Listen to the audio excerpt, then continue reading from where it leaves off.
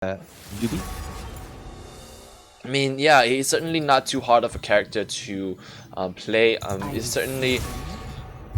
It's not too hard to master. So if you're interested in playing it, it's definitely something that is available for anyone out there to pick up on. Mm-hmm. In fact, I got destroyed by Garen this morning. Oh my god! Yeah. He went There you 14 go. and 3. Aaron. Now, these are quite standard bans coming from both of the teams. Yeah, most of them are probably because general experience or even scouting each other and researching what each other plays. But other than that, I think these are very common bans that I see.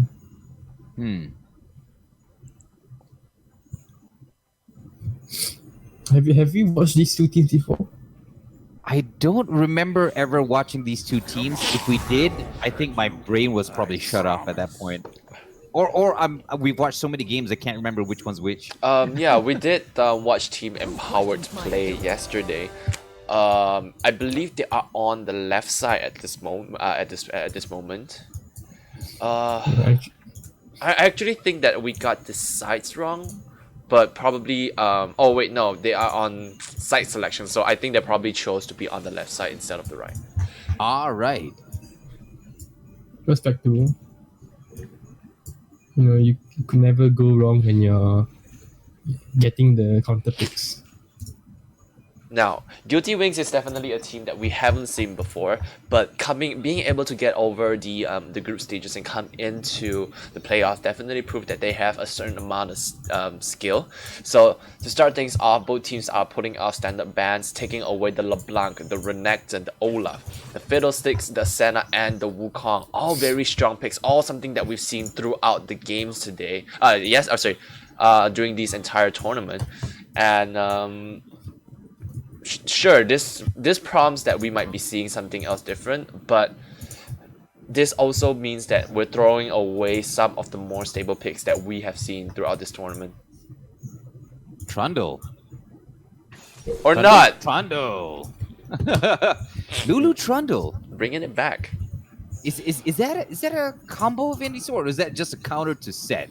It's a really strong pick because since Trundle will be in the front line, if the Lulu gets into range, she can easily just drop it on the Trundle. Trundle will be able to knock several people out with the ultimate. But I think Lulu comes in with a different plan. So yesterday we saw a Kog'Maw with a Blitzcrank at the bot side.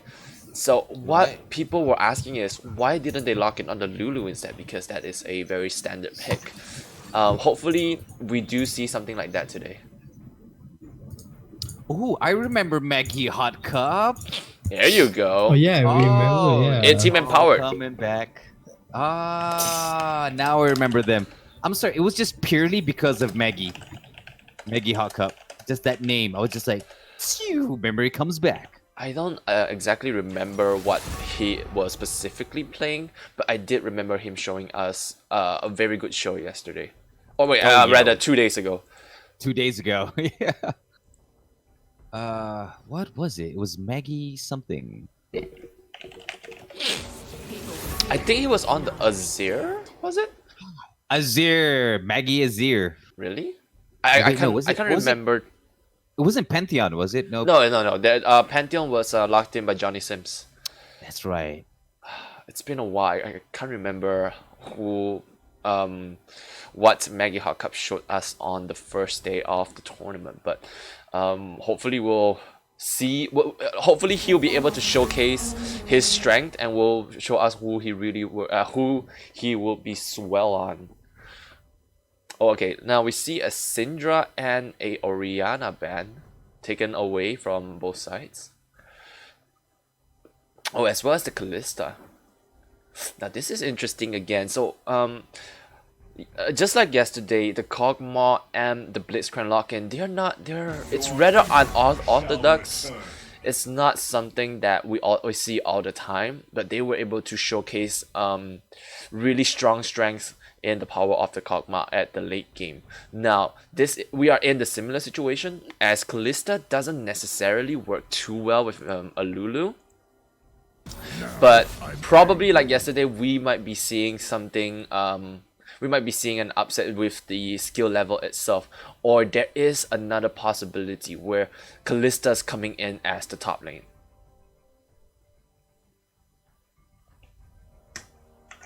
Now we're watching Why You Dry Tears, Yuri making his pick. Hovering the Corki right there. Yeah, Corky it is. So right on the right side, they took away the Azir. So I guess I'm not too sure why, but like the shoutcasters from all other regions are completely bored with a Corki versus Azir matchup in the mid lane. So right now with oh maybe GTR right there. Oh wait, sorry, this is not GTR. Sorry, Guilty Wings there doesn't want to bore us, so they take away the Azir and locks in on the Corki. That could make a lot of sense why they banned the Azir. I saw that, I was like, interesting. You don't see that often. Nautilus. You think he got the astronaut skin? I don't know. They're not really Johnny Sims right now, so I wouldn't think so. But I do hope Maggie so. Yasuo. That was it. Maggie Yasuo. Right. Oh, okay. So apparently he's. I don't think he's gonna show us that then for today. Today he's showing us the Maggie virus. No, it's not. Wait, is he? He should. He's supposed. There we go. He was supposed to be the mid lane for the team empowerment.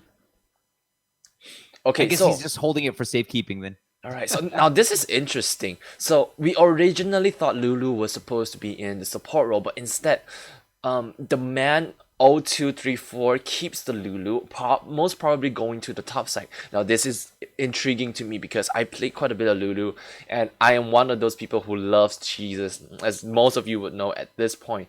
But bringing Lulu to the top is going to be really strong against the set, as set doesn't have a strong gap closer before level 6, and Lulu has the potential to just poke down and keep Set away from his farms.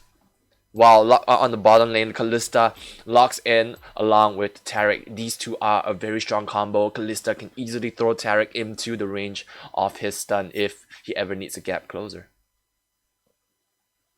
100%.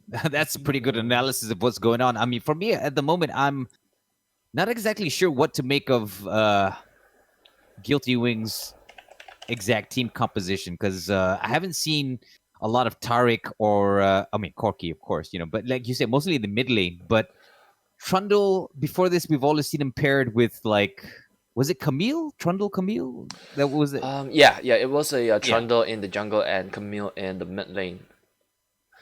Yeah, it was highlighted by Run during on that day.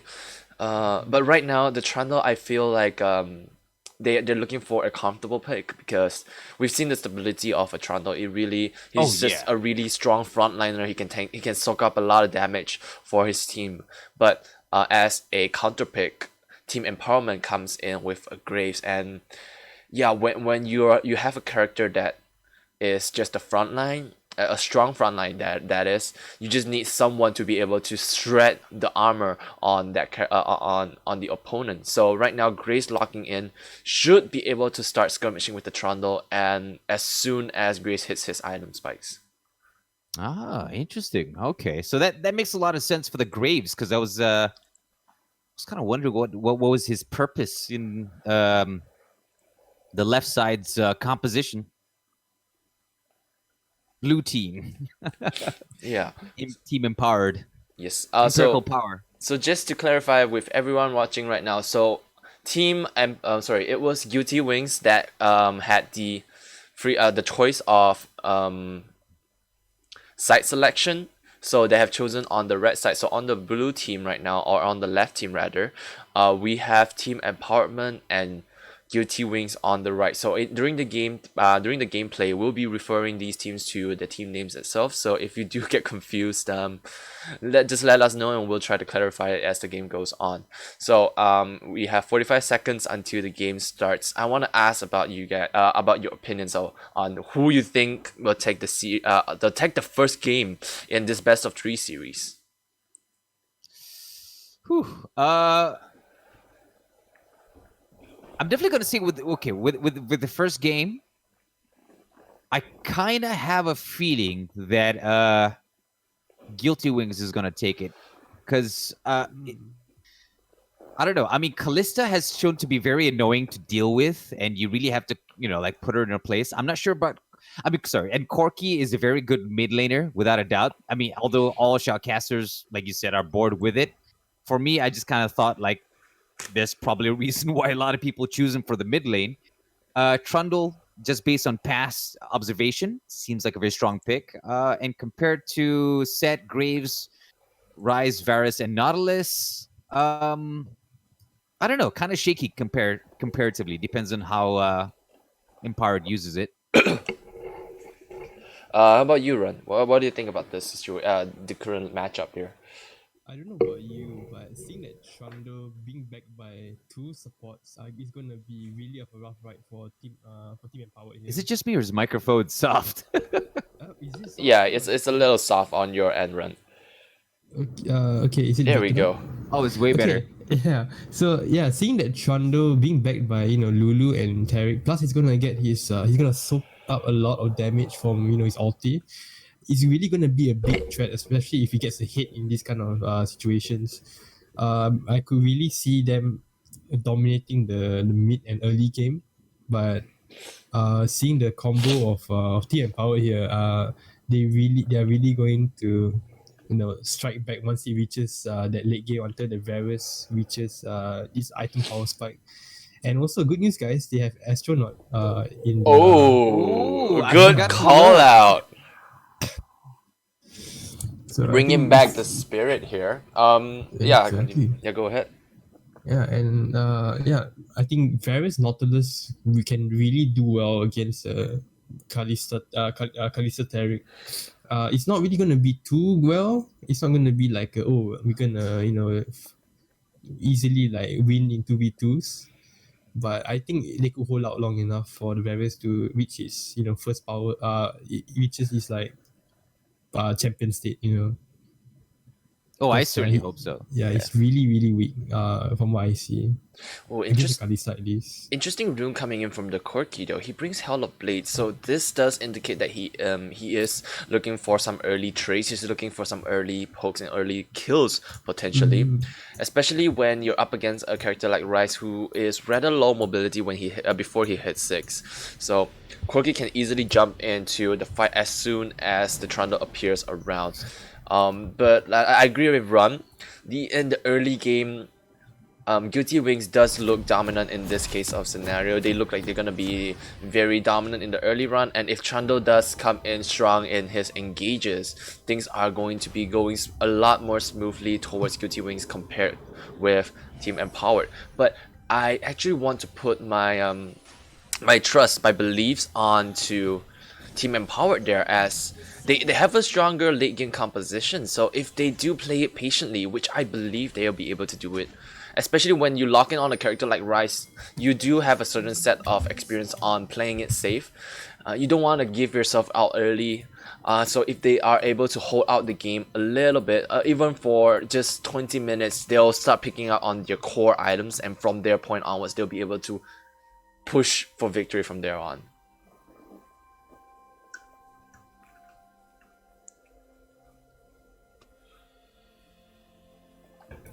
It seems there's like a pause here. And facing some internet issues. See, TM again.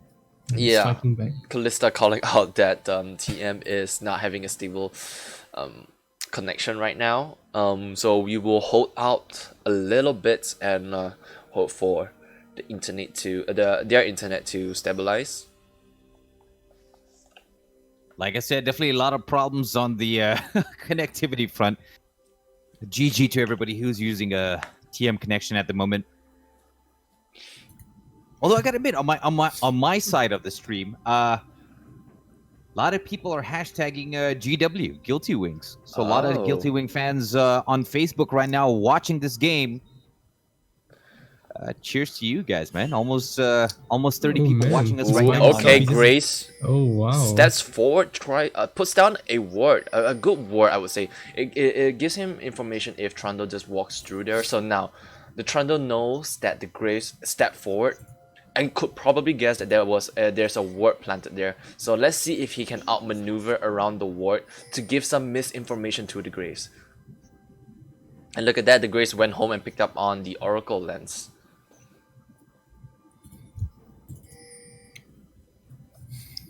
It was a bit ballsy for the Graves there to, walk in by himself. At least get accompanied by the top laner or the mid lane. I think that's a bit too scary. So yeah, if you turn on Fog of War, you see that the ward here can see up to this point and this point. So if the Trundle is clever, he'll walk behind and around here, leaving the chicken open, or just walk downwards. This will give some misinformation towards blue side, telling them that, oh, the Trundle is starting from blue side. So right now, information is key, as both sides just farms on their own jungle for a little bit longer.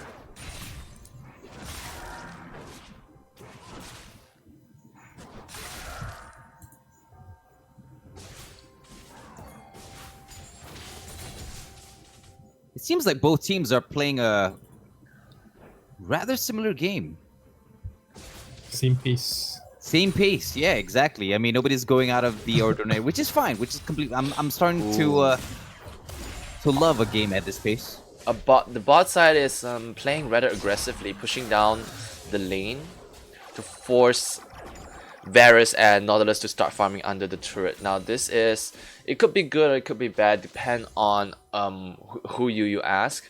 Because in this situation, Kalista is just it will definitely look for skirmishes, while on the other hand, Varus and Nautilus just wants to farm up a little bit before anything happens, because Kalista in the early game has a very strong engage, a good stun coming in from the Taric. With the help of Blades, Kalista will send quite a few spears onto Varus, will not be able to pull the Ren. On the other hand, Zai landing a good hook onto Taric will keep both sides alive for now. I gotta admit, Z with the Nautilus did quite a bit of damage, and the Varus supporting him so far. I mean, both While Your Tears Dry and the Taric player, whatever his name is. Ooh, a good pull in by the set. Polymorph into a wee bit of a squirrel will deal some damage onto the Lulu. Trundle coming in from the jungle, running it in fast. Nautilus will dodge the stun. Now turning it around, lands a hook onto the Taric. Taric still trying to engage, decides to back off right after. I don't know if you guys noticed, but that was a pretty close one where Nautilus actually leveled up the moment he got smacked by the Taric. I mean, it's certainly a good point to see that the opponent has lost their ability to fire and they're just turning it, like, press the button to say, hey, this is where we turn around. So I really like it when at least my teammates do understand that I want to turn this around, and looks like in that case there, Nautilus along with the Varus had a good synergy there to take some health off the Taric. Oh yeah, without a doubt. I can definitely see some really good communication and teamwork between Maggie and who's playing the Nautilus here? Z, sorry. I remember Maggie. I mean, people are supporting Maggie. Yeah, we Oh, can really... I'm sorry. Yeah, that's right. They switched it up just now, didn't they? Right. So Maggie is now at the mid lane, on the rise actually rather. So there's That not really a way to pronounce or to call out what the Varus would be, so we'll just use call it Varus for Varus now. then. Yeah. Alright, coming in strong, flashing over the stun, will survive a little bit, sends an arrow with the ignite. Will the Taric survive? He most likely will. Oh, why you dry your tears? Why you step so front? We'll be able to walk away there for a little bit. Teleport coming in from the set. It's Maggie instead. Flashes over, goes for the first kill, gets a second kill, double kill, and a triple kill. With the Scorch, will be able to secure the kill onto the Trundle. That was really risky for the Nautilus. Yeah. most definitely, but they are able to, well, all of them survive and come out victorious in that engage, coming in from the Guilty Wings lineup. Oh, that definitely surely paid off. They got 3 kills so far with the lead of close to 2,000 or more gold. Yeah, about 2,000 gold. So this is going to be a little bit troublesome for Corki, although Corki has been staying ahead a little bit in terms of CS, but with that 3 kills, Rise just bring himself about a 1,000 gold difference into the mid lane. Now with that, he was able to pick up the tier of the goddess along with the catalyst of Aeons. We'll start building towards his late game items. Now looking for the dragon. Zai going in, tanking 3-person. Taric flashing to stun, leaving TheMoeHawk Cup. Ooh, TheMoeHawk Cup uses the ultimate, will get away from that fight. Grace securing a double kill during that action. Will be able to secure the dragon soon after things are looking a little bit of a problematic for the Guilty Wings lineup. Very well played on the side of the Graves. I think he really positioned himself nicely and took the advantage there. I mean, the patience coming in from Maggie there. He understands that he shouldn't panic, he should stay calm. He waited until the stun from the Taric lands before pressing the ultimate button using his Arcane Shift. Oh, no, not Arcane Shift. It's actually called the Realm Warp rather, to get away from the fight. Because totally agree. Yeah, because as soon as when you use the Realm Warp and you get stunned or silenced or in any sorts of CC, it will be cancelled. If you didn't know there.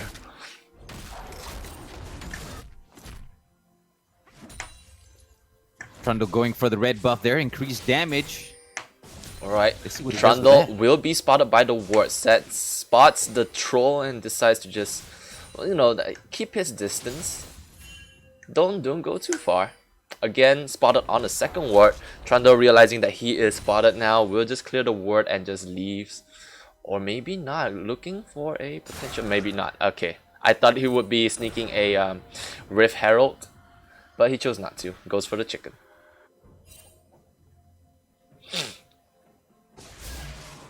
Ooh, a very strong run coming in from Set, will drag Lulu back a little bit, take some health off her.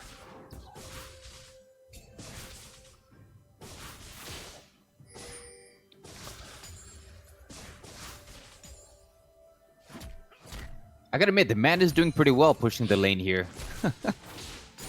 Are you talking about the Set or the Lulu? Oh, sorry, the Lulu. Ooh, a flash forward drags Lulu back into the fight with the ultimate somersaulting him into the bush while Seosa comes in and clears up the kill.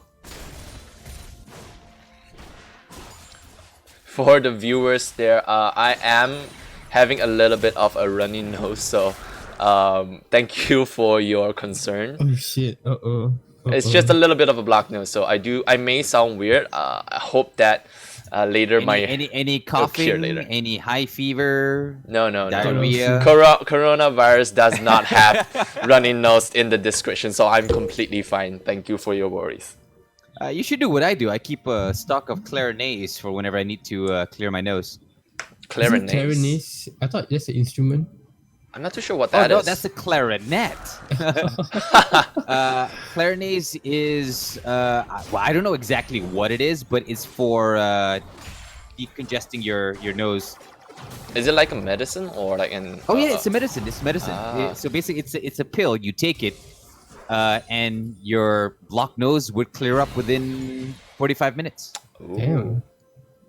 I mean, I might need to pick up a box or two. Oh yeah. No, it's something I learned back in the radio days because we always had to keep our voices primed. A blocked nose is very bad. It sounds horrible, but that's why one of the things is clarinets. You just pop a pill and your nose clears up. Definitely a wonder. Thank you, modern medicine. I'm gonna have to look for it. But meanwhile, Set and Grace comes in really strong. Will secure the first turret there while trying to catch the man. The man will just flash away. Oh, now I understand what you mean by the man. I thought you were referring to Set the man, but Lulu's name is the man. yeah, no, yeah. Lulu's name is the man. I kind of figured it, that one. I just like, you know what? It's fine. You know, a lot of things were happening. Oh, okay. Graves Meanwhile, is- Trundle comes in really strong. Varus sending the ultimate will not be able to survive under the pressure of 3 members coming in from Guilty Wings. Gotta be. Trundle is pretty scary at level 6. You know, he's quite tanky. Yeah, definitely. He's running in really quickly and really strong, especially when he's in the zone. Now, Tarek sending the stun. Zai will take a few chunks, or at least a few spears in his body right now. Kalista deciding not to pull the Ren will just back off and go for a reset.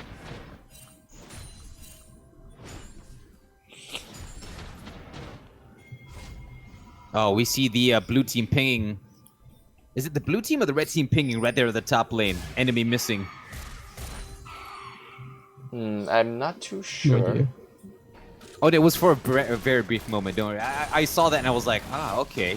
Oh, Siosa go running to the top lane to try to stop the wave from pushing in. Oh, we forgot to call it out, but the blue team did get the first turret goal from the top side. Oh, yes. I mean, this is going very badly, or yeah, I would say really badly for Guilty Wings here, because their game plan was to fight it early, like try to get an early advantage. But as of now, blue team is just able to capitalize on the fact that they have a strong team fighting composition. They stick together and then they fight together. Are pulling a 4,000 gold lead right now. Especially Graves or Siosa. Siosa? Siosa. Oh, He's done a meanwhile, pretty good job roaming. yeah, meanwhile, a dragon will be secured again by the blue team, or team empowerment rather.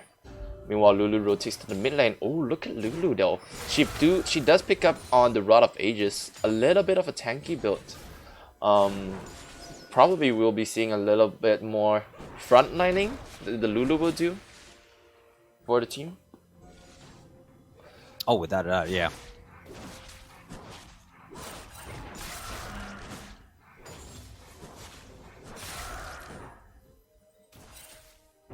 Definitely bad news for the red team. Guilty Wings on the top lane there, I gotta admit. I mean, looking at it, it's very risky, especially if they're gonna be having a team fight at the bottom. You know, somebody could just use the whole split push or backdoor tactic just to end the game.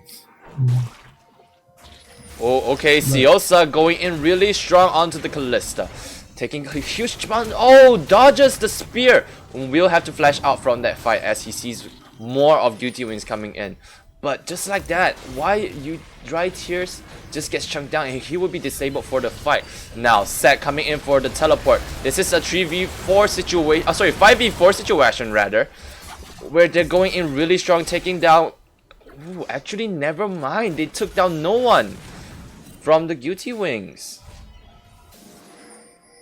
Oh, actually, sorry. I take that back again. Kalista was able to save the Tarek, but meanwhile gives her life away for his support. Sacrificing for the team there, but 5 seconds, she'll be back in play. 2 seconds. Oh, meanwhile on the blue team there, we also missed out that the Varus actually did fall during the team fight as well. So it's a 1-for-1. Honestly, do you guys think that Guilty Wings have a shot in coming back in this game? Because the goal deficit is really, really high. Yeah, it's a really high goal deficit, but I'm starting to get this gut feeling of the kill ratio, and I think they still have a shot. I mean, there's a gap, but it's not beyond the point of no return.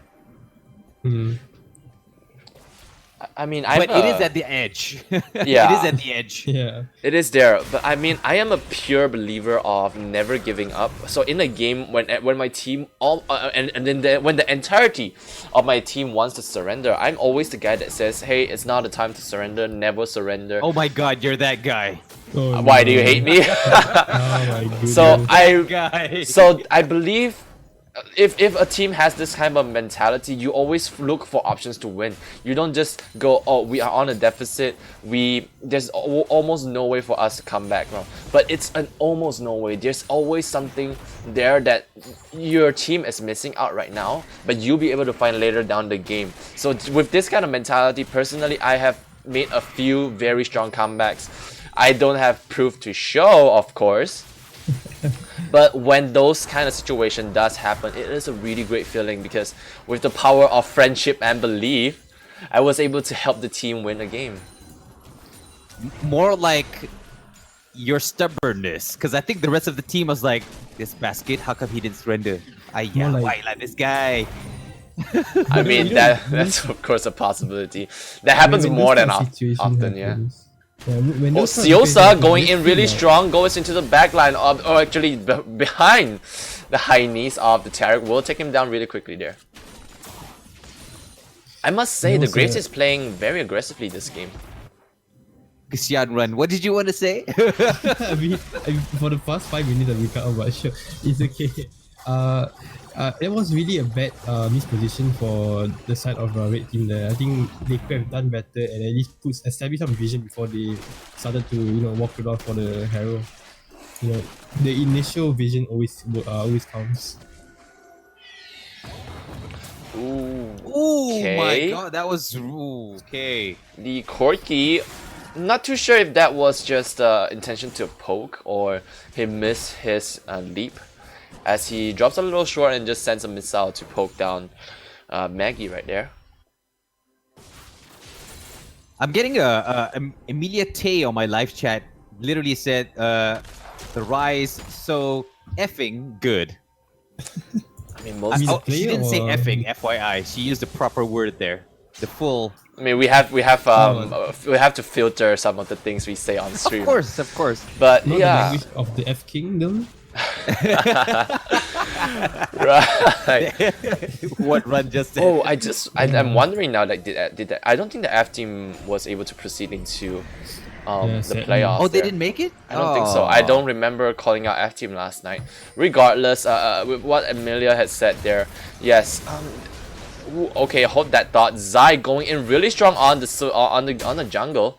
This is a situation where we like to call the support is stronger than the jungle here. But going back to how Maggie has been playing, so Maggie is playing a very awkward build right now, for at least in my eyes. Most Rise will finish their Rod of Ages before going for the Archangel staff, but I guess he wants to get that the shield earlier, because Rod of Ages stacks with time, and the slower you buy it, the slower you're gonna have to wait until you get your initial power coming in. Meanwhile, Zai lands a hook as Siosa just dashes in and bang bang slam takes down the Trundle. But yeah, not too sure what's the ideology of the Archangel build as of now, but we'll have to see how he progresses, because there's a chance that he might build the other item that the Catalyst goes into, but it's not real. It's least likely.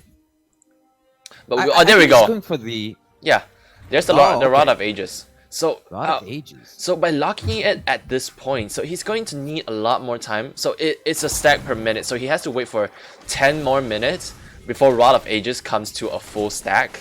Meanwhile, Lulu picking it up like early 7 minutes ago rather. Well, it already has 7 stacks. He's coming in really strong already compared to Rise 0 stack Rod of Ages. I'm not too sure why. Again, coming in a little bit late on the Rod of Ages, but I do hope we get to interview them and ask about this later. I have a theory though. I mean, my theory is looking at how. Hold up that thought. Varus sends the chain, will be able to chunk down a huge amount of Callista, but will not take her down. Meanwhile, Zai drops the ultimate, knocking out Why You Dry Tears. Why You Dry Tears just backs away from the fight. Siosa in the midst of it takes a huge chunk of fell. Corky leaping into the middle of a fight will just go in and out very shortly. Oh, Siosa with the ultimate clears him up quickly. Meanwhile, Rice hops in, sends the arcane bolts. Will take them down really. Will take both. Why You Dry Tears there. As a team fight goes on, they're just going down for the turret right now. That definitely didn't pay off for Team Guilty Wings. I mean, the Corky came in really strong with his dive there, but he just backed out right after. I mean, it's a little lackluster, I would say. Oh, somebody flashed. I mean, I totally get it. They went after the Nautilus, which is, I guess you can say, the right thing to do. You want to go after the tankier characters, but as I was saying before, I think what Maggie Cup is trying to do with the Rise is the cooldown. Actually, that's what I was thinking. If you notice the way he's playing, he's going from one point on the map and to the other. He doesn't have time to go back to base and recharge his mana. So I think that's recharge his abilities, not mana. But I think that's probably one of the reasons why he went for Rod of Ages second. I mean, that could be the case as of now, but we'll definitely. This is a question that we'll definitely have to bring up later. Oh yeah, without a doubt. Yeah, but I'll put my money on it's because of the cooldown, 10%. Right, and for now, it looks like Team Empowered are going rather strong on the lethality build. So the lethality build is where you're strong against the enemy who has lesser health, and I think they recognize that the enemy is not the tankiest per se. So going with this build seems to be working out really well, as they were able to chunk down a lot of Guilty Wings lineup really quickly during the team fights. Set in a bad position, will be pillared, slowed, but will not die for now. Runs really quickly, holding his Q. Oh, gets slowed again. Ooh, I do hope he gets away. He does not have the flash right now. Will not dodge the stun. Okay, tries to pull, uses the Haymaker, and Will just drops over. Meanwhile though, Empowerment sends their team to go for the turret. Guilty Wings making the call to go for the 21 minutes Baron. Meanwhile, Empowerment knows that they want to push this, push the bot lane down. Have the Rise pushing down bot lane hard. Now, will they just clear up Baron and go home? But okay, maybe not, since Empowerment has the mindset that they might be doing Baron. Varus is rotating over, drops a hook and misses the Baron. And Baron falls over to Guilty Wings. Rise though, having a fun time pushing down top lane. Oh, sorry, the bottom lane. Going for that split push. This certainly came out victorious, I will dare say, for Empowerment. They got 2 turrets, and they were more. There we go. I was about to say it. They are potentially securing the dragon, which they did, gaining the Fire Dragon Soul. Now, in the Fire Dragon Soul, in most cases, I wouldn't say it's the strongest soul out of all the Dragon Souls, but in this case scenario where the opponent is rather soft, and in the teamfight situation, you have a strong team fighting team on the Empowerment side as well. So in a teamfight situation where the Fire Soul just starts exploding whenever a land is hit, they can potentially just chunk down while aiming for specific targets. Chunking down the entirety of the Guilty Wings lineup while just aiming for single targets.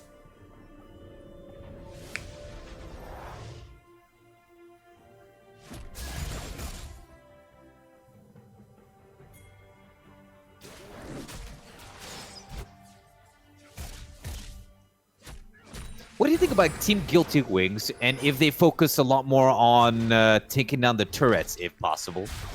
It just seems to me like getting the kills towards Team Empowered is... Oh, Nautilus sending the hook, lands it on the Lulu. Lulu using Let's Get Biggie, will not die there. Oh, but the Trundle walks in a little bit too deep. Pops the Gargoyle, will survive while Taric uses his ultimate. Oh, gets hooked back into the fight. Siosa will take the Trundle down really quickly. Callista using the ultimate will save the Taric for a short second, while the Taric has no choice but to sacrifice his life that Callista saved for his savior. It definitely seems at this point that Team Guilty Wings are not doing really well in a lot of the team fights. Hence why I was thinking, what if they just went for the turrets? You know, I mean, try to avoid as much as possible, hold as much as possible, but go for the objectives instead. Certainly could be an option there, but they are in a very caught off position while the man moves a little bit too far forward and will be taken down by Siosa. the collapse coming in from Team Empowerment is just really well coordinated. They are pressuring. They're not relieving the pressure onto Guilty Wings.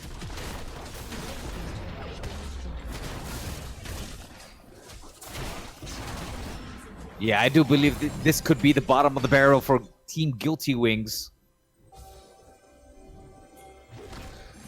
Very hard climb for them to get back up to 14 kills and 7 turrets. Definitely. So, oh, hold up. Why You Dry Tears goes in for the Varus. Will not be able to take him down though. Meanwhile, Corki coming in strong, takes down Siosa.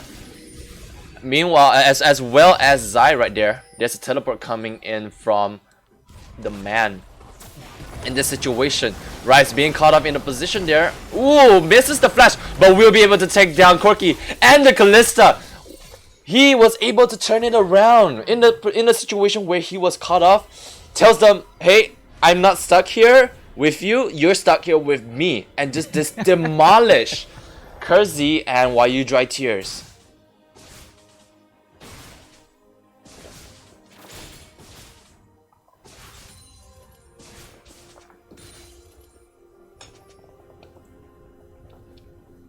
That was definitely a good trade on the side of Team Guilty Wings right there. Especially seeing how that Rise is being so he's getting so much skills and so much items in his inventory already. Yeah, it's really gonna be a quite a hard matchup for Guilty Wings to go against. Seeing that the gank on him and already losing 2 members for me, I'm really confident that once the team fight actually comes, unless they play properly in their position, I don't see a way Guilty Wings can win in that fight. I mean, Guilty Wings certainly has no more options right now. They have to stay back inside or around the base rather, try to secure some farms to get the items necessary to make a turnabout in this game right here. But just with the Rise alone, he is very likely to be able to side push on his own to get more and more turrets. Things are certainly looking grim for Guilty Wings. Meanwhile, on Team Empowerment, they do realize that the Baron is coming up. They do try to set up for the Baron.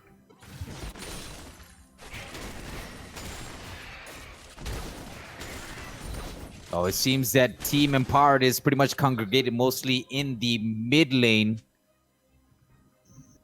where Callista, Trundle, and Taric are trying to defend against.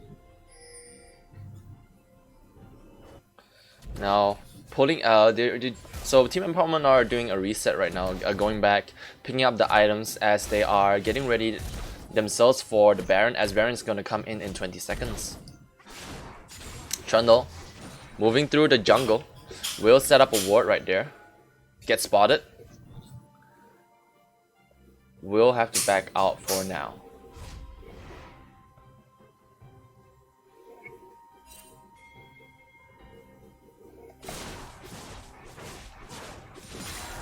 Oh.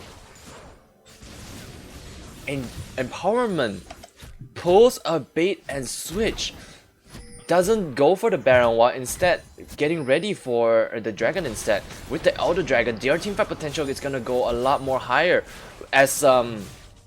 As if Guilty Wings get to a certain amount of health, they're going to be instantly popped by the Elder Dragon's buff effect. And just like that, Dragon is slain in within 30 seconds. They're gonna look for the fight. They're gonna look for clearing up the game. Very well played. Oh, I mean, maybe that's not the case. They're making Guilty Wings to choose to come steal the dragon or defend us or just give it to us right now. As they rotate over to the Baron, we'll clean it up if Trundle decides not to come in, which he doesn't. We'll have both the dragon buff, the Elder Dragon buff, and the Baron Nashor buff. So right now they're going to do a reset, and I expect a strong push coming in from Team Empowerment. Yeah, Team Guilty Wings is definitely stuck between a rock and a hard place, because if they definitely went after the Baron and tried to defend it or take it for themselves, I don't think they could survive that team fight. Also at the same time, them defending their base, I'm not sure if they can survive that team fight. Team fight is the worst word that that Guilty Wings wants to hear right now. They want to save farm. They want to try to clear up the waves. They don't want anything to happen to their members right now. As when a single member falls down, for Guilty Wings, it's gonna be hectic for the rest of the members. But fight they shall. They have no choice. As Empowerment coming in really strong, taking down the mid lane inhibitor turret rather simply, and will take down the inhibitor as well. Now they do rotate towards the top side inhibitor. Will clean it up rather easily. Now what is their next move? Are they gonna continue to push? It seems like nothing much is gonna happen as the minions are not present right now. Okay, Rice using the Realm Ward will send minions down to the bot side. With the minions being in the lane, the turrets are weakened. Will be taken down easily as well as the red inhibitor. Now, all 3 inhibitors down. What are the answers? What is Guilty Wings going to do? They have no choice but to try to defend this, but things are looking really grim, and I can't really see a way for Guilty Wings to overcome this. Practically, they need a miracle. You know, this is the point where the surrender button was invented. Meaning competitive, the surrender button doesn't exist. At least I hope not. I hope that it don't exist. Ooh, Varus sending the ultimate will catch the Corki. Corki gets bursted instantaneously by the Rice, while Trundle running in deep. Will pop the Gargoyle Stoneplate, stays alive for a little bit as he is ignored, but never mind, ignored by the champions, but the minions will take him down rather quickly. The man in a very low health situation will have to give his ADC's life away as Team Empowerment will secure the Nexus and get the first game. All right, yep, this is the best of 3, and actually, yeah, my honest opinion, I think they should have ended it a lot sooner, just surrendered and clear their mind for the next game. I mean, Hey, I don't know. For me, never I'm of surrender, the man. opinion- I know, never surrender. That's a very honorable notion, but I'm also a strategist in the sense where these games would exhaust you mentally and physically. You know, so save that energy for the next game when you have a shot. You know, I don't know. That's just me. I'm all for a tactical surrender retreat if it means I'm more mentally stable the next game. And definitely hope they do get a reset as they need to change up their plan. They came in with an interesting strategy to try to just counterpick the opponent, just stop the opponent from ever snowballing. But in the end, the Graves coming in really strong was able to open up routes for both the Rice and the Set. Will be able to win the game right there. If we take a look at the graphs right now, we do see that the Rice doesn't necessarily bring in a lot of damage, or any impressive damage as we've seen on the past 2 days, but he does deal consistent damage and will be able to carry the game, or actually work together to carry the game into the next round. Yeah, big ups to Maggie, you know, and other pretty good roaming done by Graves or oh man, I can't remember his name. CSO. I'm not too sure if this is a bug, but the red team dealt 0 damage to turrets. I believe it. That was one of the reasons why I kind of thought Team Guilty Wing should have started targeting turrets. They were predominantly focused on kills, which is good, but it's bad for the objectives. This is certainly an impressive stance right there. The Empower team goes on, and we will now go into game 2 between Team Empowerment versus Team Guilty Gears. Sorry, not Guilty Gears. That's a game. Guilty Wings. I'm sorry. But yeah, Team Empowered on the left side, while Guilty Wings on the right. Now, Team Empowered faced the Corki, and I thought that it might have been a little bit problematic to go up against, so they decided to just take him out of the game.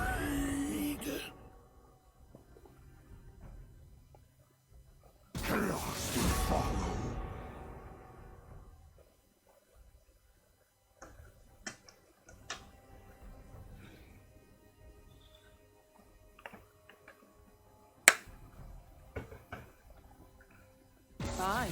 I don't need more enemies.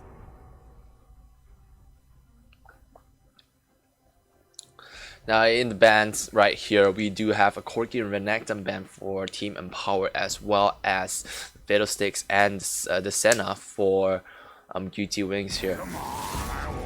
Ooh, follow up with an Olaf again. Oh, having a very consistent pick and ban rate right here. I really wish that we do have a an infograph to see how much per character is. What's the percentage of being picked and banned? Because the consistency of a Renekton and an Olaf is really high throughout the entire tournament.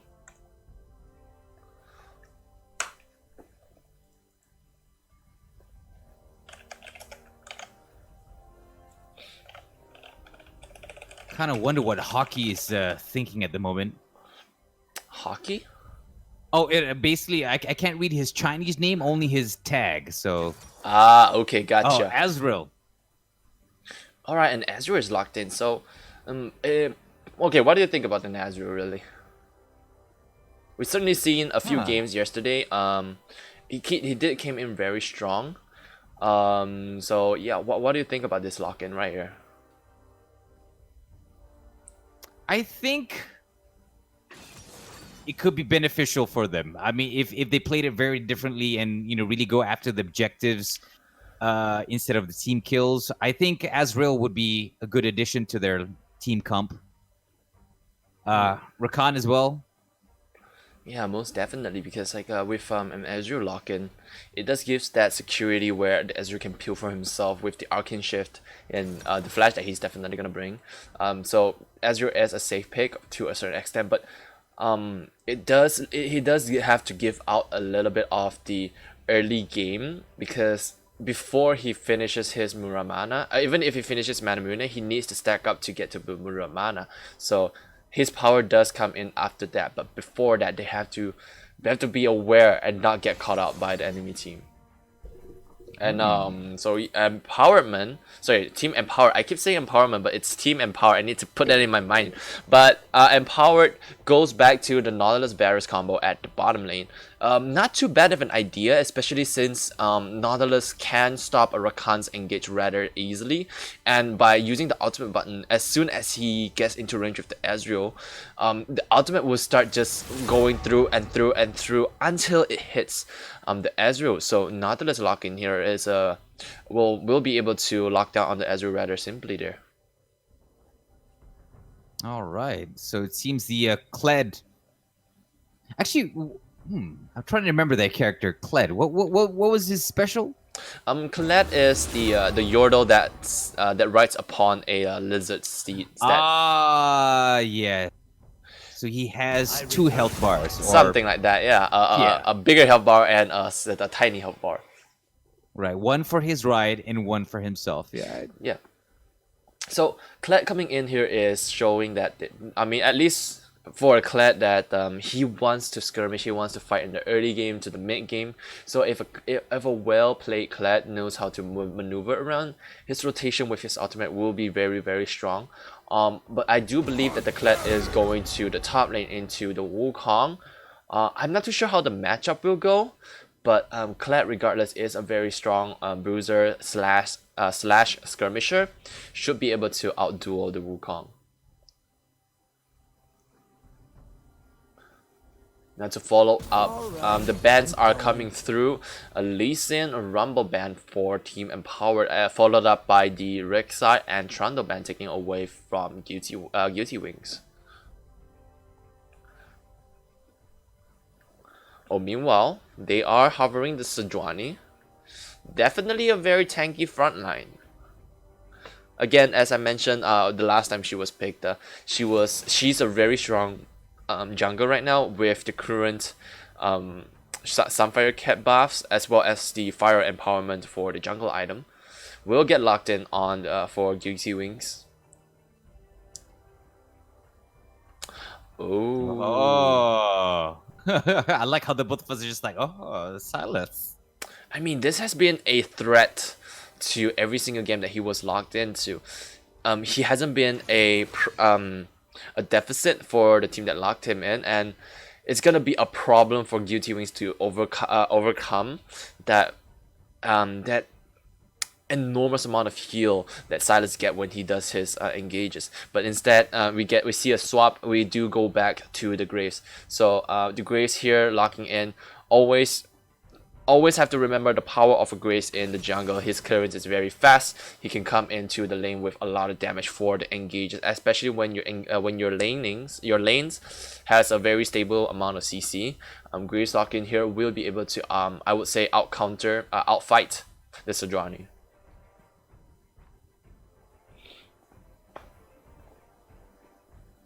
Actually, I would say this is the first time that I've seen a LeBlanc actually made it through to an actual team comp. Usually LeBlanc gets banned quite often.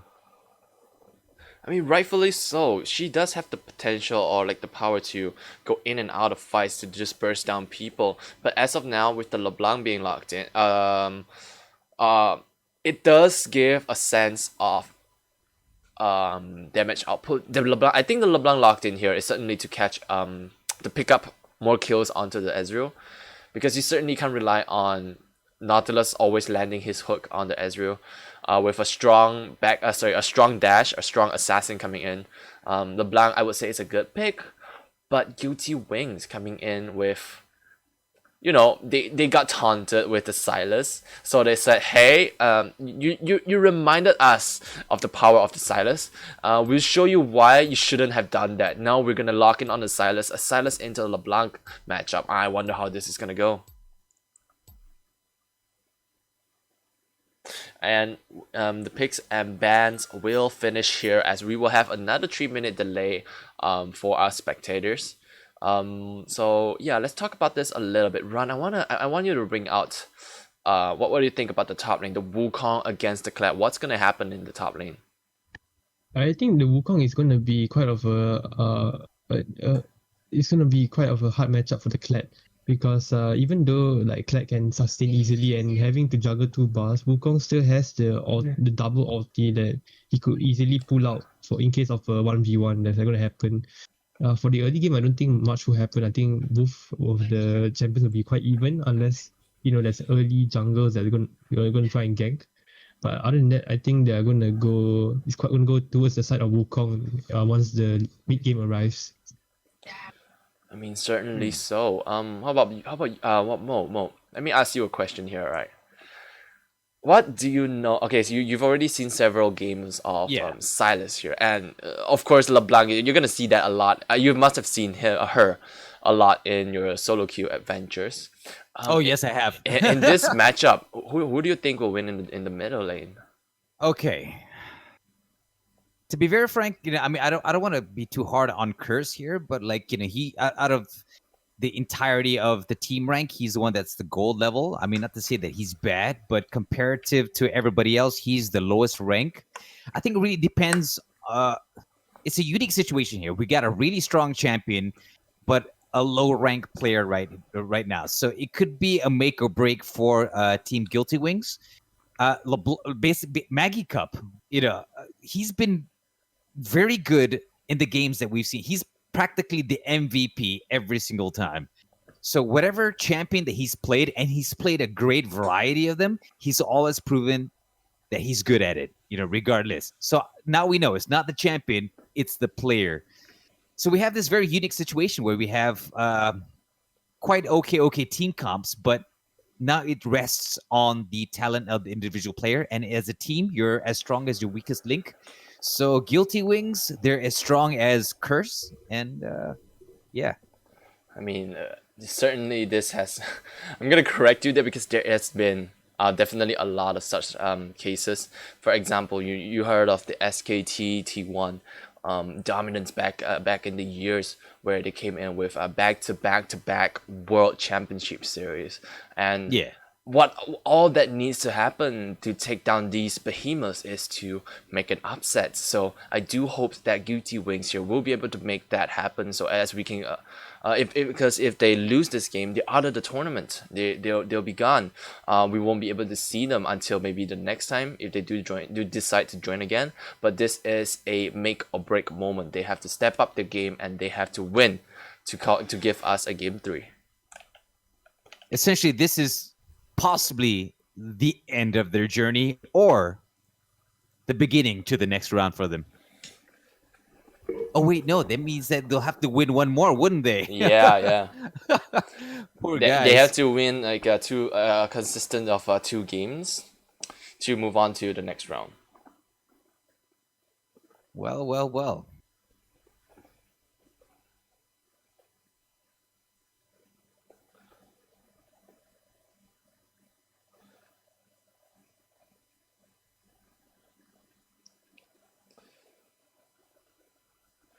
Okay, so in the last game, we did notice that the various anti-graves picked up on lethality builds to take down the opponent, since I called it out that the health bars are rather low, so lethality builds will be able to take it apart really quickly or really easily. But as of now, since both teams, okay, since Guilty Wings are having a more tanky front, so with the Strani and the Clad, and even the Silas, I wonder if their game plan gonna change. Are they going to go for the lethality build, or are they going to go for something else?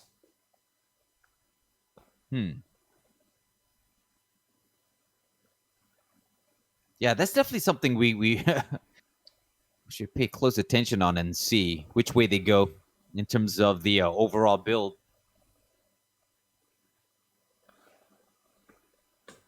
I do want to call out that the Varus is playing it really safely, picking up on the clans, will be able to stop any ultimates coming in from the Sejuani if the Sejuani does land any ultimate on her ultimate onto the Varus. But with the clans there, he can potentially stop the charm on Rakan as well as Klet's bear trap on the rope. So I'm not too sure how this game will go. It does, team composition wise, it does fall. I do like Guilty Wings a little bit better, but we, again, like you said, skill level, the skill level difference is a little big, so things aren't looking too good for Guilty Wings. I mean, without a doubt, I can see what their intentions are. You know, just looking at what they've chosen so far. I mean, Guilty Wings is definitely going for map control and domination. You know, being able to jump from one point of the map to another. So I give them that. But still, I see that they're more focused on team fights rather than objectives, which I'm slightly disappointed because I kind of feel like their focus is a little off. Just my opinion. And right, you may, as we go into the game 2 of this series.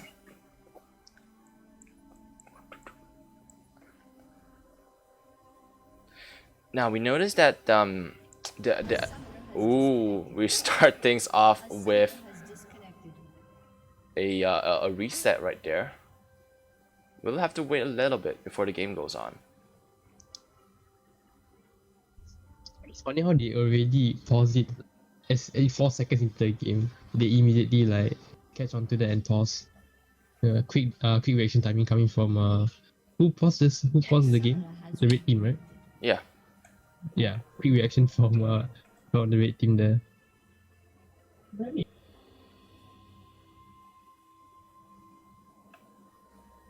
I think probably what happened was the moment they get into the game, somebody was like, yeah, okay, pause. What happened? Before even inquiring is like, pause, what happened? Yeah, I mean, red team did call out that there's been a communication problem on the Discord. They are attempting to make a fix on it. Meanwhile, the Rakan does a reset on the game itself. Probably restarted his computer, although the restart was quick. I'm not too sure if they fixed it, but we are going to have to wait for a little bit more until the game starts. I mean, that could explain for the lack of communication and coordination within the team. You know, if he's having problems, or if they're having problems communicating with each other. I mean, it makes a lot of sense now. It makes a lot of, like, all these little factors, you know. I don't think that's the problem. I think this problem only appeared for the second game there. Only for the second. Well, Yeah. I read the message. Apparently, he said that The he Discord. couldn't talk with him. Yes, he cannot talk since last game. So Did he say? I'm assuming. Oh, okay. I'm assuming that's the issue. Okay.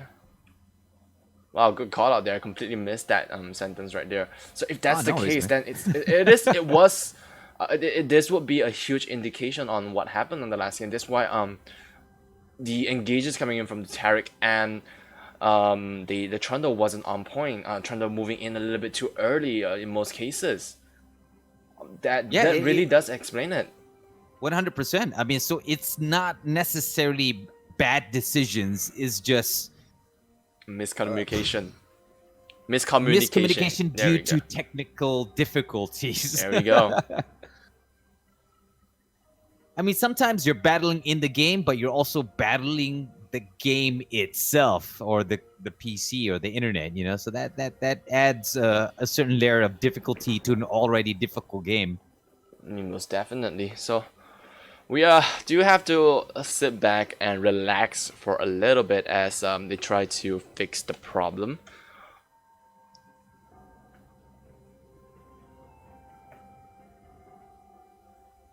I'm checking the Discord right now, but it does appear that two of or maybe not, all of the members are muted right now, because just now there were two members that were muted for a little bit. Run, can you do a run? I'm not so sure because we are 3 minutes late, and can you do a check if your D-Wings is running okay right now? Okay, hold on. Let me. I don't have the permission to enter their Discord, though. But I'm gonna at least message them.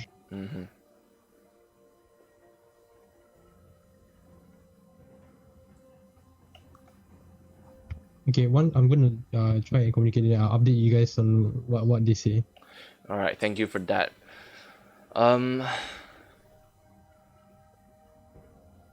Yeah, well, I'm sorry, but I'm gonna have to have you take over because I've been holding it in. I'm gonna go take a short washroom break. I'll be right back. Aha! I knew it. It's an eventuality. I mean, I thought the game was gonna go on, Of but course, since one of we're those waiting, things. you know. All But right, yeah, so you know, for to the people everybody watching my watching on stream, both sides, right you there heard on what I said, Facebook so and on Twitch, we've seen a lot of interesting games here. If you're a fan of the Guilty Wings, it was pretty much rather of a little bit of an upset for you guys in the previous game. But now we know exactly what went on. And if you're wondering exactly what happened, well, it all has to do with the internet connection. I mean, recently, I do believe TM, or at least on the side of Malaysia, released a press statement saying that there were some problems with some of the underwater cables connecting the internet within this part of the world. And I do believe it's somewhere off the coast of Singapore, or the side of Johor and Singapore, or the state of Johor and Singapore. It's many That Johor, side, yeah. mainly Johor. Yeah. So basically, that it's not that people can't get any internet. It's more like the internet is not stable and does tend to cut off whenever maintenance is being done or whatever fixing is required of them to do on that side. But what does that mean? That means that those who are running on a TM package might be experiencing some connectivity issues, and that's a real problem, especially in the online tournaments where players are responsible for their own internet connection and connectivity. So that's what we're seeing right here, right now. It's rather unfortunate, but it's part of the game. You know, the hardware, the connectivity, it's part of. It's like wearing shoes in football or basketball or any other sport. Your gear matters. And it's quite unfortunate that TM, one of the biggest service provider in Malaysia, is Oh yeah, it's most players who I'm guessing they're gonna the league demographic of Malaysia, they might be using TM. So I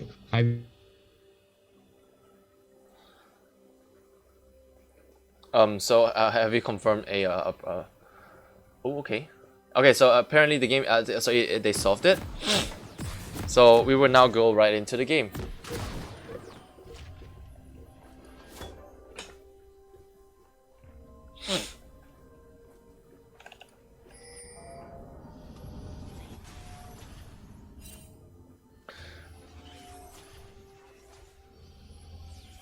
Now game 2. Hello, testing.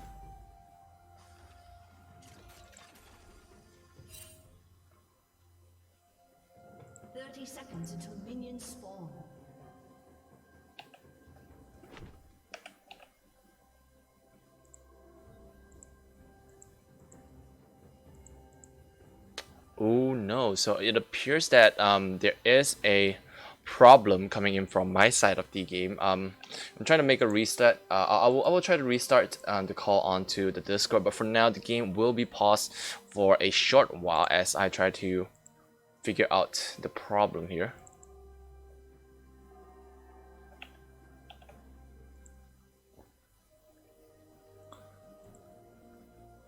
Okay, somewhere in the precinct. There we go. Suburbs in Malaysia. Welcome back. Welcome back. Defo. So there was a strange disconnection coming in from my end. So you guys are seeing the game, right?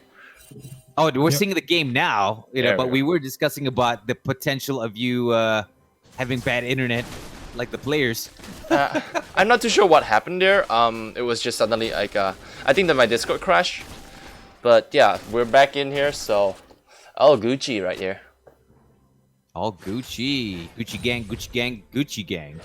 So here we have Kurz and Maggie going up against each other. The worst player on the side of Guilty Wings going up against the best player of Team Empowered. Wow. Quite a matchup, right? If you guys, when I was a bit away, were you guys classifying who was the worst and the best? I kind of established based on reg. I mean... Oh, yeah, the gold, Yeah, the gold. That's the only thing I have to go on. I haven't seen a lot of Curse's gameplay, but I assume the fact that he's of a lower rank, he's not as exposed to a lot of the things that someone in Diamond or Platinum might be exposed to.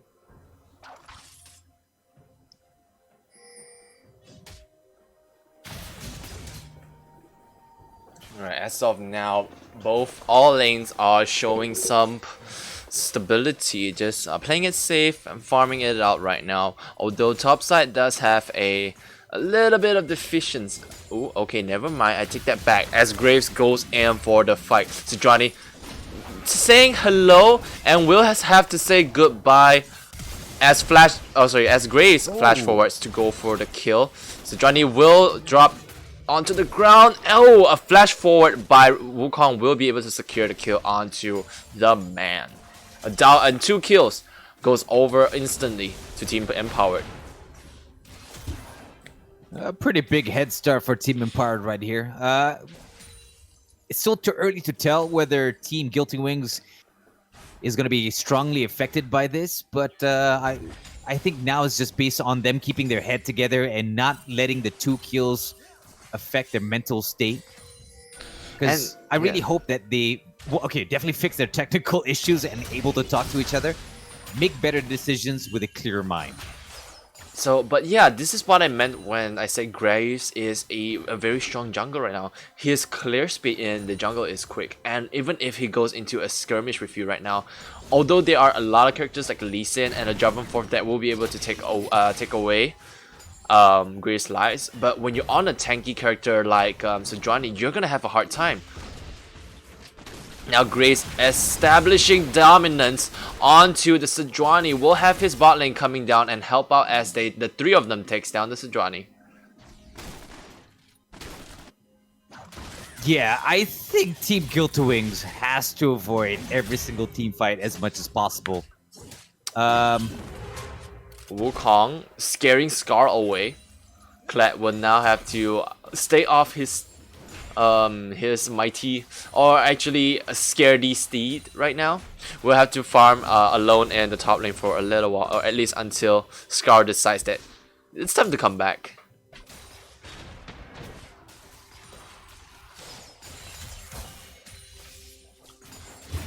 So I mentioned how I used to play in the jungle, right?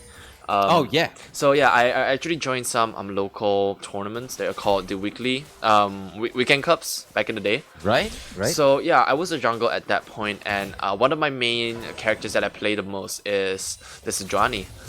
But unluckily for me, the games that I played Sejuani on, I was against the challenger. Oh dang. In the jungle role, so as soon as I locked in on the Sejuani, the first thing he did was the Graves as well. So I do understand the struggles that the Sejuani has to go through right now, but there are definitely ways to make to play around this, and the answer is just to be well informed, understand where the Greaves is coming in, and try to counter gank what he's doing right now. Because if you ever go into a 1v1 situation with the Greaves, well, as evidently we see what happened in the top lane, even in a itemless situation, you will lose to the Graves. Oh yeah, you know, and pair that up with Wukong. you already have someone who's scary, you know, and then you have Wukong, which just tips the balance on the top lane. I'm gonna have to stop you right there. Siosa coming in to secure the kill onto Curse, as TheMoeHawk was able to communicate that well enough. They will secure a kill now. Sejuani being locked in by the hook will look to not get away. Meanwhile, Rakan coming in for a helping hand. Will give the kill over to Why You Dry Tears. Wukong coming in with the teleport, knocking them out with the double spin. Now Siosa diving the turret will be able to take down Why You Dry Tears. And 4 kills handed over to Team Empowered. A very huge setback. Yeah, this is what I mean about the Wukong's double spin here. Like one time spin is enough, but I mean before the rework, I guess. But seeing that double spin, it's 2 times. That means that it's at least 3 seconds of CC that are coming from Wukong, and plus it's AOE, so it's not, you know, like a target one kind of thing. So yeah, it's really powerful. I think he reached the early spike since it's really past level 6. Definitely a problem coming in from the Wukong right now. I mean, that was a very good teleport. He understands that bot lane is fighting and his team might not be able to win. He instantly pressed on the teleport button and was able to just time it so well that all 3 of Guilty Wings teammates are inside the circle. Aha.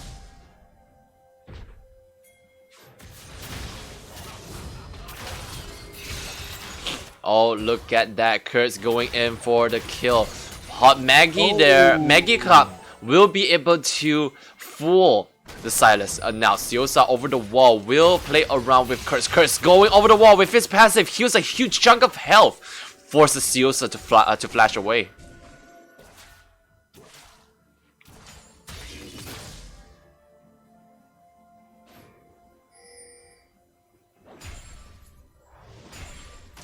Well, it seems that Maggie Cup is joined by Z playing the Nautilus. I mean, Curse is certainly showing us something right here. He engaged. He turned it around really strongly for Guilty Wings in that small skirmish. Although he didn't particularly killed anyone, he is showing that he is not scared and he will fight this game out. Oh, that's true, but he also has to keep in mind of people coming in through the bush. I don't know. For me, I kind of feel like, you know, somebody should put a ward there, just for the purpose of vision. Why You Dry Tears gets hooked. Will be able to get away, maybe not. Varus flashing forward will send a lot of arrows and taking the Ezreal down. Nautilus sending the ultimate will knock up the Rakan for the Varus to shoot him down. And 2 kills headed over to the Varus. You can safely say if this pace keeps on going. Oh, okay, hold on there. Wukong going in very strong. Understanding that Seals are coming in along. Will take down. We'll scare away Skull first-handedly and then securing the kill onto the man. That Graves, man. The Graves. His rotation is monstrous. He is so good at communicating his engages. He always times it so well with the team.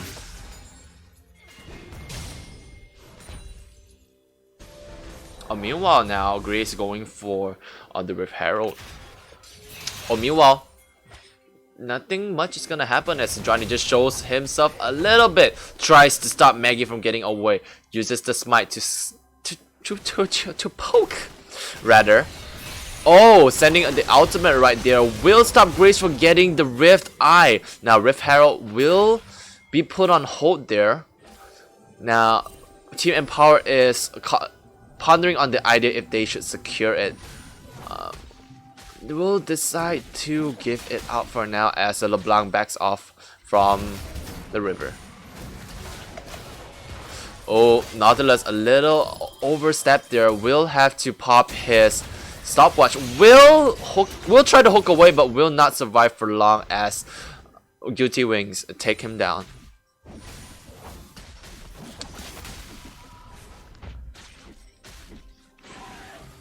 A good rotation coming in from WKDWNSZO. It's a little bit hard to pronounce right there, but it was a very good rotation coming in from Sejuani. Ooh, okay, hold that thought. Maggie goes in a little bit too deep, engaged by 2-person. Now he is walking forward. He acts like like a decoy, but he ain't no decoy. Getting the real deal. Ignite coming in will secure the kill. Rakan coming in strong there, actually. Attempting to be the carry of the game. Oh, 100%. I mean, that was a good taunt coming in from Kurtz there. He baited Maggie to go in for the leap. And understanding that... and okay, hold on. A 4-man gang comes in. Zai will be caught out, will not survive for long. As Why You Dry Tears will take away the life of the Nautilus. I definitely have to say that Guilty Wings is playing pretty good over the last 2 minutes? 3 minutes? 2 minutes, yeah, over the past 2 minutes. I mean, I presume that they picked up on their communication. They are working very well. They're looking more refined gears at this point. I do hope that they're communicating more, because they are certainly showing that their teamwork is not something to be disregarded. As of now, this Johnny is actually coming in with very good engages.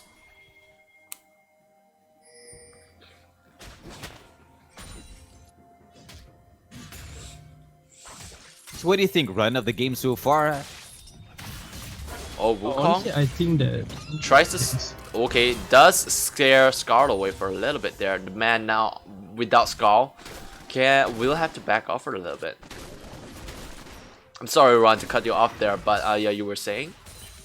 yeah, I think that right now I think Team Empower is gonna feel the change of pace coming from Guilty Wings here, because you know that the last 2 fights that happened, it was really on the favor of Team Empower. It's really in the favor of Team Guilty Wings here, and I think if they don't really continue, I mean if they continue doing this kind of pace, I think they can overcome Team Empower and take this game too. Certainly plausible to turn this game around. Why You Dry Tears tries to poke down Zai before the enemy to try to make it easier for the for his team to secure the kill, but Team Empower just tries to back off as they don't have any vision in the river. Whereas since the arrow does not land, so still no information coming in from the bottom river.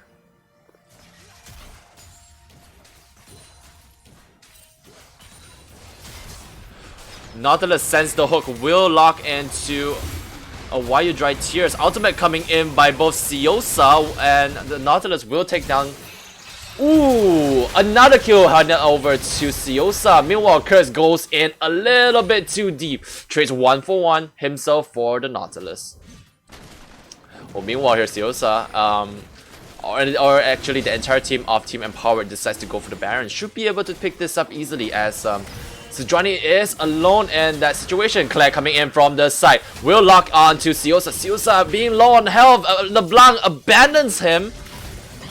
Now with the 3 of them will take a huge chunk of health away from the man. The man goes down. Now Sejuani being okay, they are trying to secure the kill. Why You Dry Tears teleported down to try to help the Sejuani, but to no avail. The Sejuani will have to well, leave the map for a short bit of while.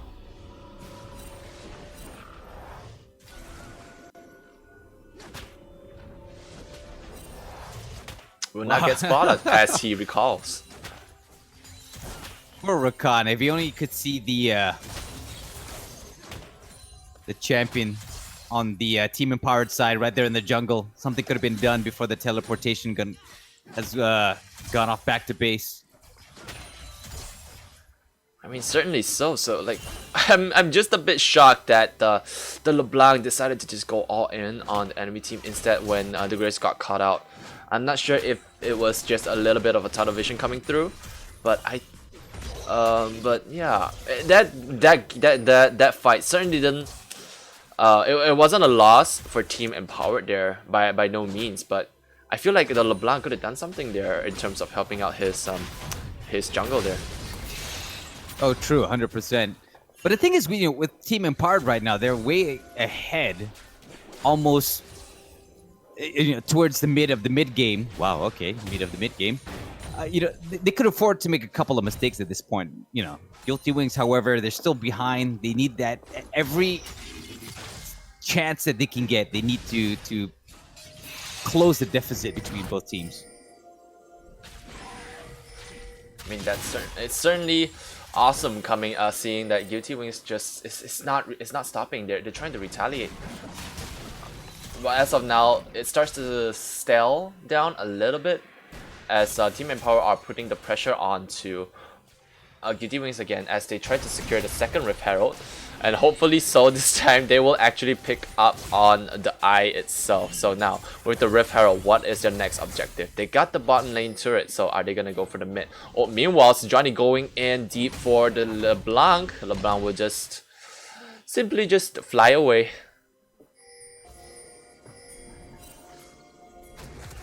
Oh, meanwhile, at the bot lane, Rakan popping his ultimate will knock Nautilus down for a wee bit with the hook. Zai stays alive for a little bit, but will not be able to get away from his staff.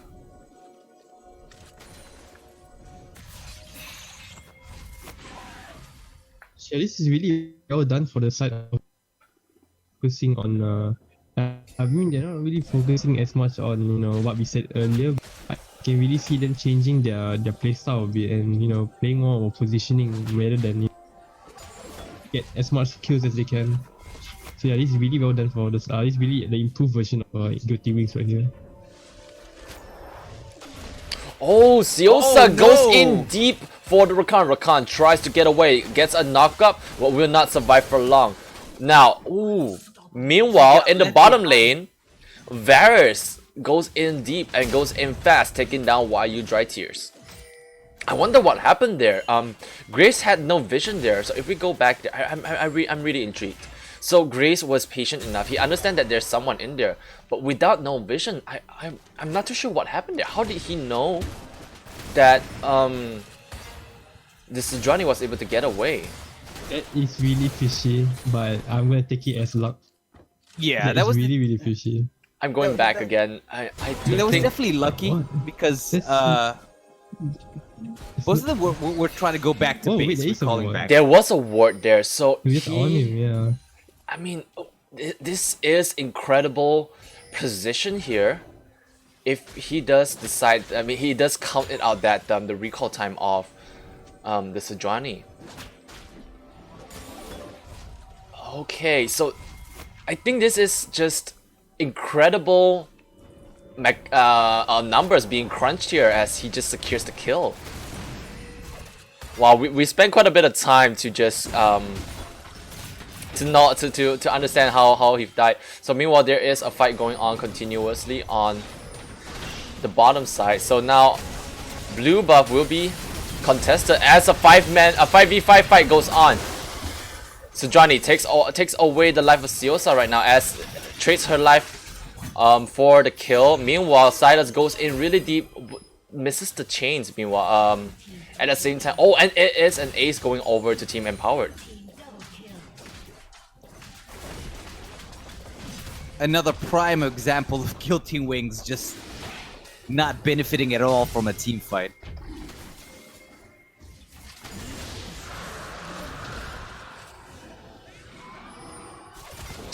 Ooh, incredible dodge by Siosa. Will be able to get away from the fight.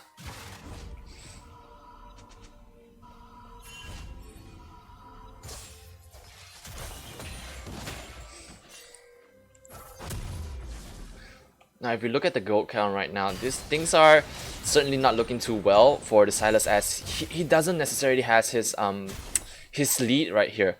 He is one of the weakest carries in terms of gold count as of now.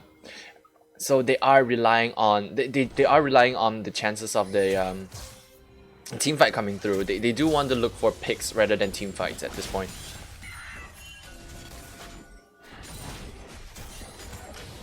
Zai will take a little bit of a poke there. Secures the ward as they try to set up for the Baron.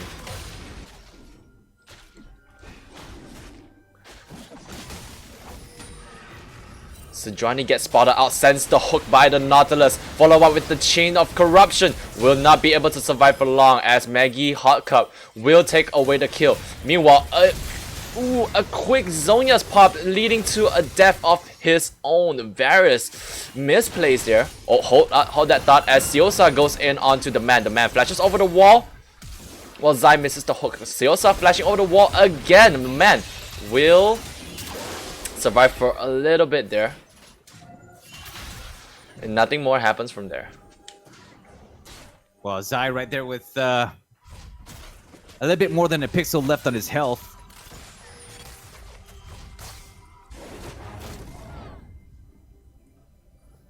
Things are certainly coming in interesting as both teams are playing rather aggressively, giving us a lot of fights to cover. But I mean, I wouldn't really since I'm not encouraging Guilty Wings to team fight, but they are certainly showing that the team fight potential is there. They are making good trades with Team Empowered there. True, but also meanwhile there, here we go. What's happening? Rakan was able to get away from the engage of a Wukong.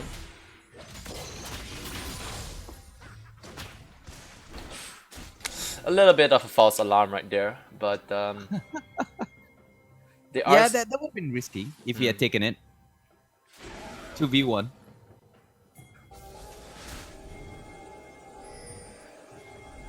Guilty Wings here, making an engage or an expedition to try to clear out forwards. Meanwhile, bot side, Wukong goes in 1v1 against the Kled. Kled goes in deep with a strong sense of damage. Will scare Wukong into using both of his ultimate. Will now hold that thought since mid lane. Varus, what are you doing? You're being over. You're being away. Okay, hold that thought as well. Since Silas gets taken down very strongly by TheMoeHawk there. TheMoeHawk being tanking a lot of the damage coming in from Strani. Dodges the flay, but will be able to take down LeBlanc. Meanwhile, Seosa dealing considerate the amount of damage. Goes in deep. Wukong going in deep as well. Tries to secure the kill onto the Rakan, but will have to back off as they get out of the range.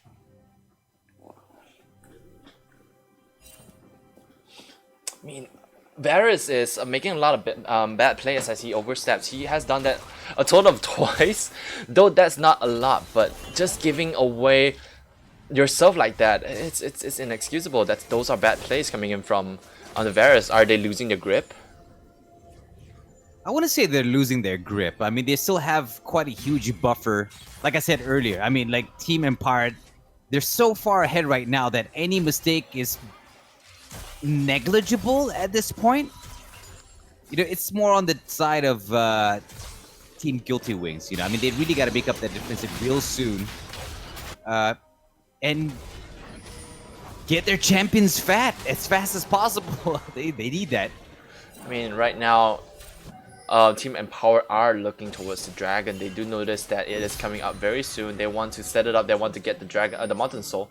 But meanwhile, I'm not too sure. Okay, meanwhile at the mid lane there, the minions actually take down a turret for the blue team. So good other minions carrying Team Empowered there. Alright. Varus and Zai get spotted by the wards. Zai will take down a huge amount of damage. No, he does not, since the gargoyle is popped. Will be able to survive for quite a bit. Wukong going in deep into the enemy backlines. Will flash away to safety. Now Varus being well peeled by his entire team. Oh, never mind that thought. Silas jumps into the Silas. Silas jumps into the Varus. Will take away the life of the Varus. But meanwhile, Team Empower will clear up 3, or actually rather 4, of Team Guilty Wings. And they secure the dragon. Ezreal sending an ultimate will not be able to secure it, and they get the Mountain Soul. I wouldn't necessarily call that Team Empowered are a lot scarier with the Mountain Soul, but any sorts of buff will help out your team in any fight. Oh, they are now starting to look at the Baron. Red team pinging that wards are necessary to stop the engage of Team Empowerment there. Team Empowered. Oh, red buff for the Graves. Ooh, this means that he is going to have a little bit more pressure coming in, as when he starts a fight, he has the Grievous Wound attached, he has the slow attached. He is going to have a little bit more fun time chasing down anyone that wants to run away from him. Zai spotted the Sejuani in a ward there, on a ward there. And nothing much happens as of now. Meanwhile, the Wukong clears out the wards in the Baron. Now both sides has to play cautiously, as the red team wants to deny the Baron, as the blue team just wants to take the Baron. I mean, I think Empowered, you should start it. Especially now that Ezreal has sent his ultimate, you don't have anything to worry about. Make the fight, start the Baron, make them come to you. You guys can fight this out. Oh, in a bad position, Rakan gets Chain of Corruption, as well as Sejuani pops the Gargoyle, but no Gargoyle will be able to stop the amount of damage coming through for Team Empowered there. Kurt's getting knocked up.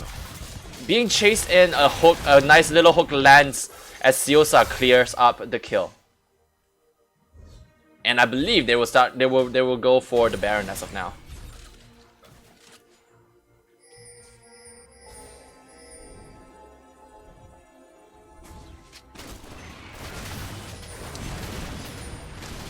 Blue team starting up the Baron. Will be able to clear it up really nicely, as most of the red team are down. Oh, it was long enough for Ezreal to have his ultimate cooldown done, but to no avail. It was a little bit too early, and no threats will come through as blue team takes down the Baron.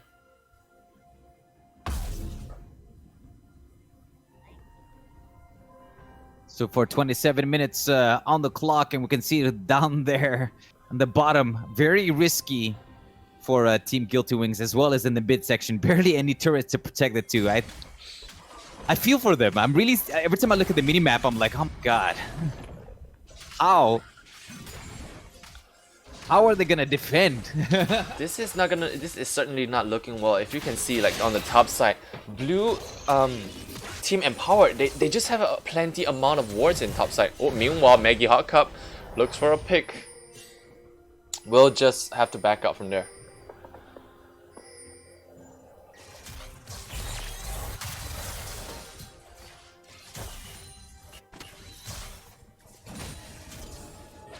Now with the Baron buff, Team Empowered certainly want to use this to their advantage. They want to pressure all the other lanes.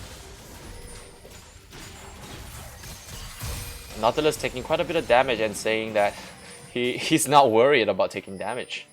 Just has a plenty amount of armor, and he doesn't get chunked down at all. But Mountain Soul definitely helping him out though.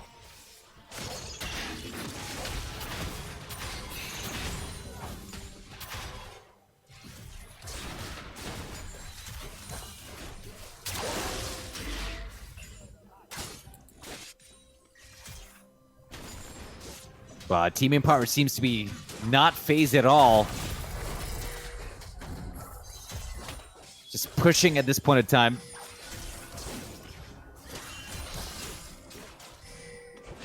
Putting on pressure, Rakan flashes and knocks up the Varus. Varus would not be able to survive long, as 3 members of Guilty Wings goes onto him. But meanwhile, they make a turnaround as Siosa jumps in, takes down the Rakan.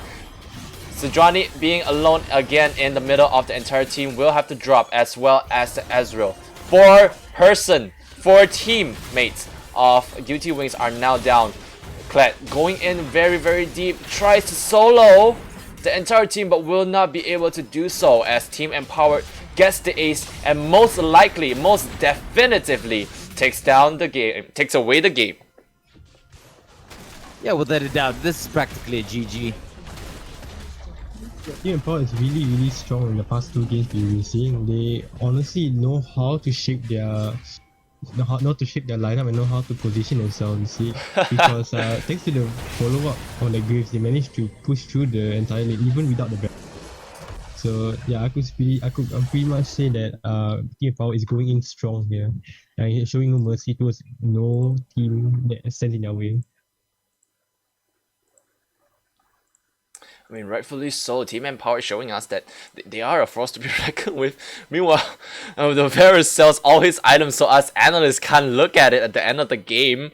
Uh-oh. Thank you for being an annoying. I don't want to say the word, but thank you for an annoying. Toot.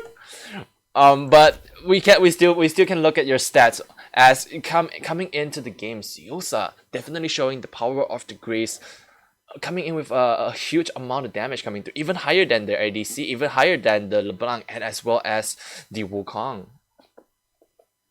Yeah, we can definitely see that. That's probably because they kept roaming. Good on the both of them. You know, I mean, if we look at the entirety of the game, they were never in one specific spot. You know, they were always moving from one point to the other, either together or with other champions. But essentially, most of the time by themselves. So very well played, both by Souza